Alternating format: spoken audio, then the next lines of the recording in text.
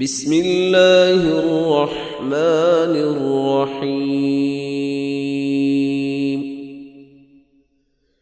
لن يضروكم إلا أذى وإن يقاتلوكم يولوكم الأدبار ثم لا ينصرون۔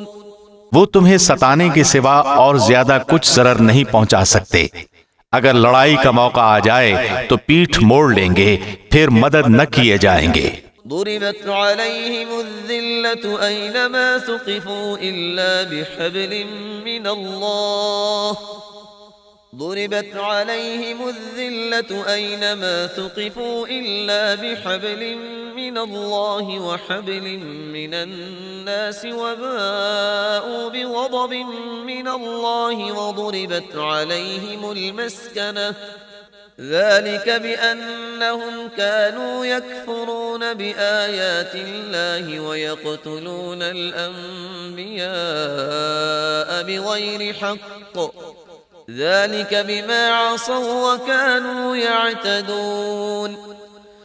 ان پر ہر جگہ ذلت کی مار پڑی الا یہ کہ اللہ کی یا لوگوں کی پناہ میں ہوں، وہ غضب الہی کے مستحق ہو گئے اور ان پر فقیری ڈال دی گئی، یہ اس لیے کہ وہ لوگ اللہ کی آیتوں سے کفر کرتے تھے اور بے وجہ انبیاء کو قتل کرتے تھے۔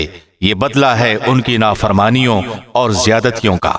ليسوا سواء من أهل الكتاب أمة قائمة يتلون آيات الله آناء الليل وهم يسجدون۔ وہ سارے کے سارے یکساں نہیں، بلکہ ان اہل کتاب میں ایک جماعت حق پر قائم رہنے والی بھی ہے، جو راتوں کے وقت بھی کلام اللہ کی تلاوت کرتے ہیں اور سجدے بھی کرتے ہیں۔ يؤمنون بالله واليوم الآخر ويأمرون بالمعروف وينهون عن المنكر ويسارعون في الخيرات وأولئك من الصالحين۔ وہ اللہ پر اور قیامت کے دن پر ایمان بھی رکھتے ہیں، بھلائیوں کا حکم کرتے ہیں اور برائیوں سے روکتے ہیں، اور بھلائی کے کاموں میں جلدی کرتے ہیں، وہ نیک لوگوں میں سے ہیں۔ وما يفعلوا من خير فلن يكفروه والله عليم بالمتقين۔ وہ جو کچھ بھی بھلائیاں کریں ان کی ناقدری نہ کی جائے گی، اور اللہ پرہیزگاروں کو خوب جانتا ہے۔ ان الذين كفروا لن تغني عنهم اموالهم ولا اولادهم من الله شيئا وَأُولَئِكَ أَصْحَابُ النَّارِ هُمْ فِيهَا خَالِدُونَ۔ کافروں کو ان کے مال اور ان کی اولاد اللہ کے ہاں کچھ کام نہ آئیں گی، یہ تو جہنمی ہیں جو ہمیشہ اسی میں پڑے رہیں گے۔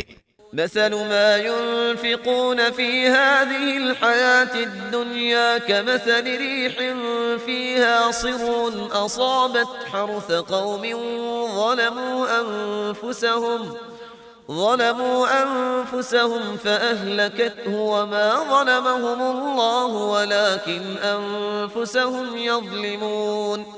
وہ کفار جو خرچ کریں اس کی مثال یہ ہے کہ ایک تند ہوا چلی جس میں پالا تھا، جو ظالموں کی کھیتی پر پڑا اور اسے تہس نہس کر دیا۔ اللہ نے ان پر ظلم نہیں کیا بلکہ وہ خود اپنی جانوں پر ظلم کرتے تھے۔